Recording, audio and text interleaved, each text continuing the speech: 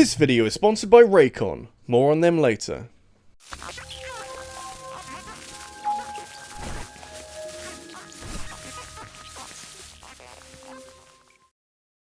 I can't speak from any sort of personal experience, but it's probably hard to blow up aliens without the right sort of tech in your corner.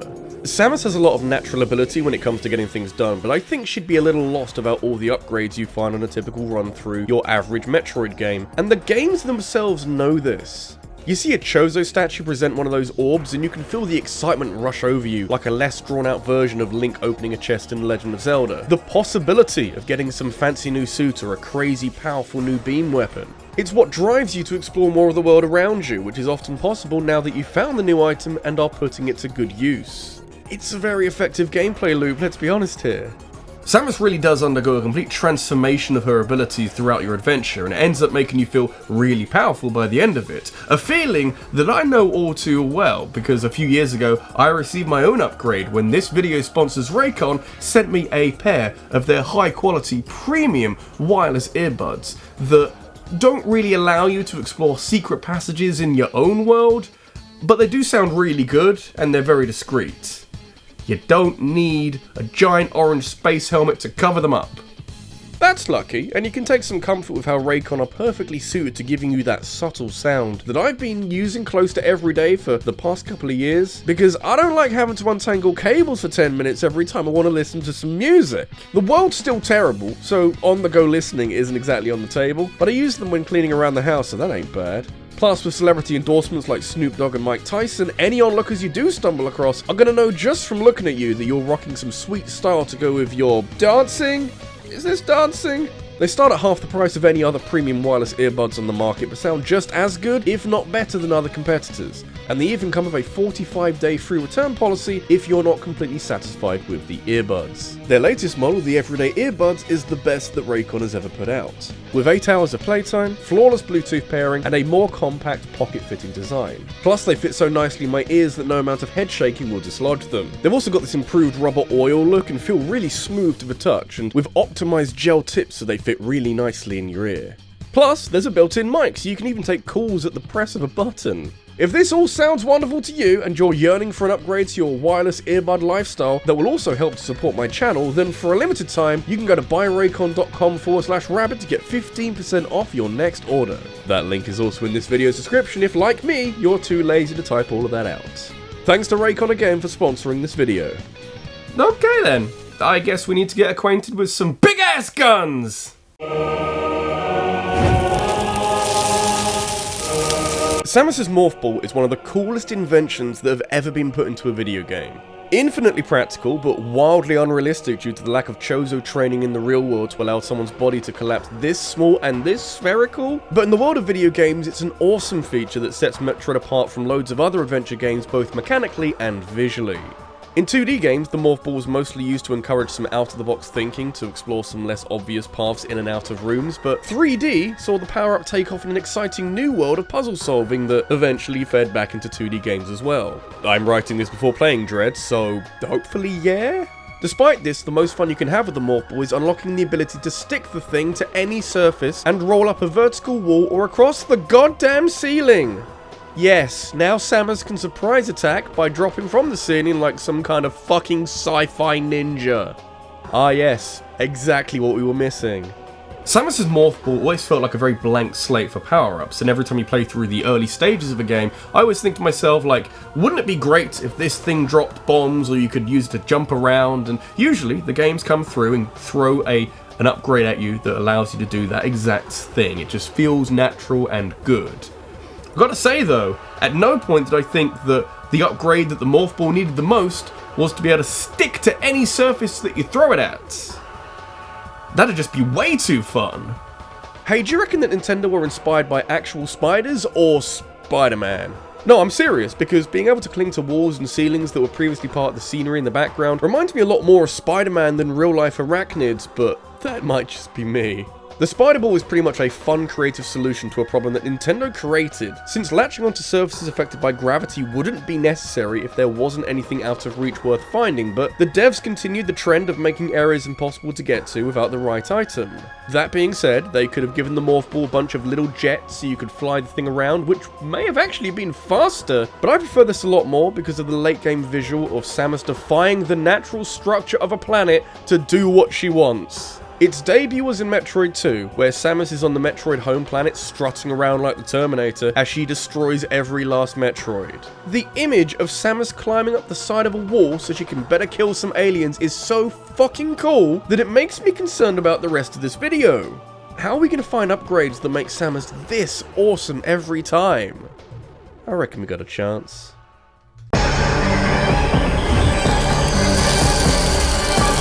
Metroid Prime 3 holds a special place within the Metroid chronology as the game where Samus flirts with the idea of being evil. It's like the third Spider-Man film, with the role of Venom being played by the corrupting influence of Dark Samus. And while non-Dark Samus doesn't stray too close to the line, there is the threat of Phazon looming over every part of this game. Phazon has a prominent role in every game in the Prime trilogy and is effectively the connective tissue holding those three games together, but by the time Nintendo got to Metroid Prime 3 Corruption, they decided that Phazon needed to be given even more of the spotlight, and so it became quite a big plot point in that game. The main characters become infected with Phazon. It's like some vicious cosmic radiation that turns you evil, basically. And to prevent the Phazon overcoming their bodies, the Federation modify Samus' suit to use Phazon to become more powerful in more of a controlled way. Or at least in theory. All the other hunters become corrupted anyway, leaving Samus alone as the only one with a Phazon enhancement device suit. Small price to pay for hyper mode? Oh, for sure it is. Listen, whatever a game needs to do to convince itself that it has narratively justified the need for a hyper mode or some extra offensive capabilities that feel very video gamey, it doesn't matter as long as we reach a conclusion that lets me use Phazon to blast the shit out of some bad guys. It's a very Metroid solution to a problem, really. Samus has absorbed a lot of crap over the years and it rarely gets the best of her for long. She's like Batman with prep time, and when infected with blue space goo, she and Alfred cook up the PED suit, and everything's better now. You can only use hyper mode by sacrificing one of your energy tanks, so you need to understand that this is some seriously powerful weaponry here, capable of using extremely powerful versions of her regular abilities and annihilating everything in front of her. However, straddle just that tiny bit too close to the line, and hyper mode will overload Samus with Phazon and put her under the control of Dark Samus, triggering a fairly instant game over. So it's a risk versus reward quandary that you have to make sacrifices for anyway, but when the reward is this good, I can make certain allowances. Plus, the colour scheme when the PED suit is activated is so nice to look at, with all the grayscale being highlighted by certain enemies and all the blue gunk coming out of your arm. Never seen deadly radiation look so pretty before.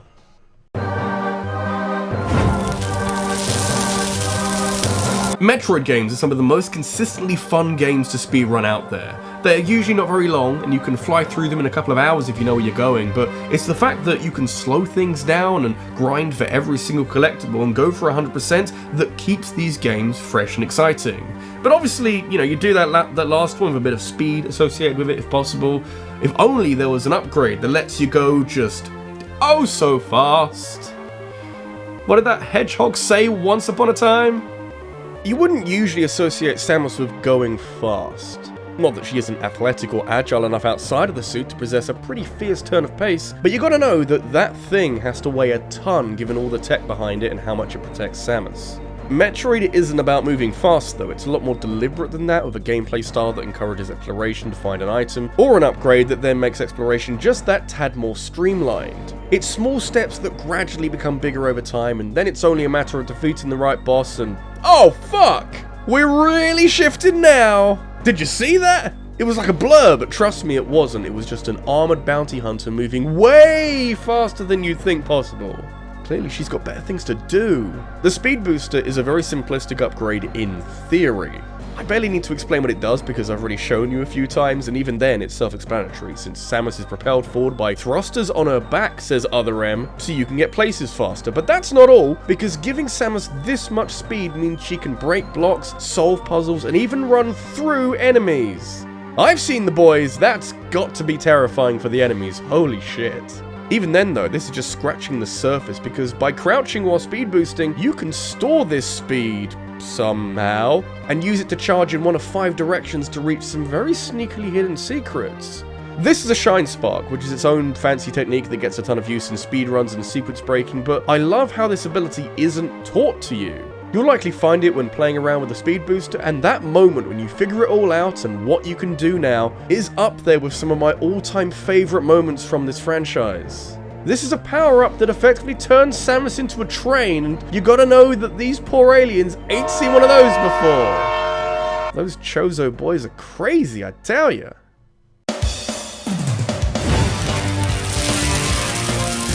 My first exposure to Metroid was actually Super Smash Bros. Melee. That probably goes for a fair few of you out there as well, since Melee came out just before the end of a lengthy gap between Metroid games, and Samus' presence in the game's roster marked only her second appearance in 3D, so it was all a pretty big deal. If you weren't a big Metroid fan back in 2001, Melee gave you a chance to get to understand her moveset, what sort of abilities that big suit of armor grants her. The missiles and the plasma cannon are a given, but she shits out these little bombs and Oh, that was cool. What was that? How do I do it again?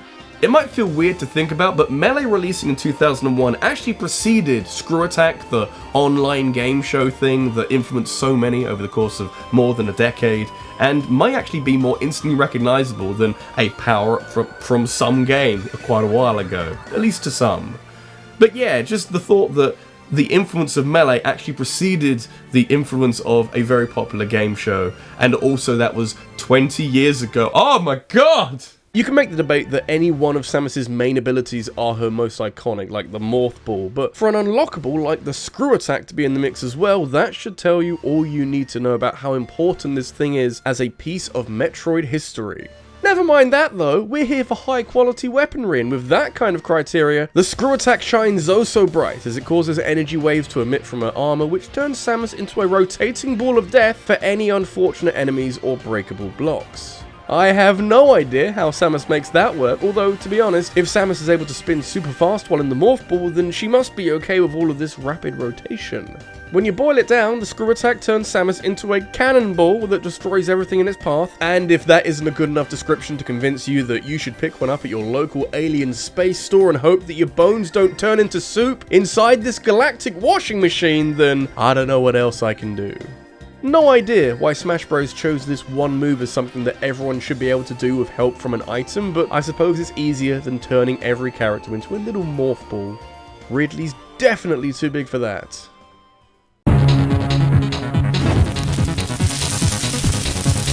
Somehow, we've made it all the way to number 1 without so much as mentioning anything that comes out of Samus's arm cannon, and I don't know if that's a good thing or not. In a franchise where movement is often the one aspect that undergoes the most upgrades, since for shooting is generally pretty adequate for dealing with most enemies out there, it's probably not too surprising that most of the coolest additions are funky upgrades that affect your traversal through this vast overworld. However, if you're in the market for something more satisfying, well, you need to get yourself a wave beam, my friend, because it's one thing stumbling and bumbling away through the early stages of a Metroid game with your little pea shooter, but it's an altogether more gratifying experience styling all over the place with your super powerful wave beam that can go through walls. Yeah, I'm so powerful now that even the boundaries of the world aren't a factor. Hold me back, I dare you! I've always enjoyed the power growth you get in some games where you can feel your character becoming stronger as you yourself become better at the video game. Being able to defeat enemies that previously gave you trouble is such a satisfying experience, and it's one that basically any Metroid game that has the wave beam in it absolutely nails into the fucking earth. You're firing what's essentially an extremely powerful wave of energy that can pass through walls, so in my mind, Samus is firing gamma rays at everything that are somehow visible and making all the enemies very sick very quickly. The wave beam has been in every main series Metroid game to date, and while its appearance and characteristics may change, it's still this immensely strong weapon that can be used for such a long time on a huge variety of enemies and just ruins their day. Imagine being killed by something you can't see, you could have never have seen, and through a wall? You'd begin to think that you need a new job or something.